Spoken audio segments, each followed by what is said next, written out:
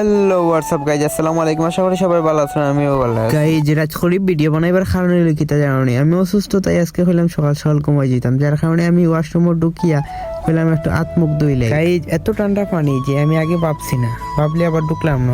আত্মুখ ধোয়া শেষে আমি নিজের ফেসটা দেখলাম, আমার নিজের ফেসটা দেখে এতটা আমি এই যে অবাক হইলাম যে আমি নিজে খুব ভালো হয়ে গেছি। ওই দিন থেকে আমি অসুস্থ গাইজ, যার কারণে মাথায় আপনারা বুঝতে পারেন আমি অসুস্থ। এর মধ্যে আইলাম আমার গরিবের রাজপ্রাসাদ বিছনাথ আইয়া চিন্তা করলাম যে এখন ঘুমাইতাম নি, মাত্র 11:30 বাজে, যদি ঘুমাইতাম কি না ঘুমাইতাম।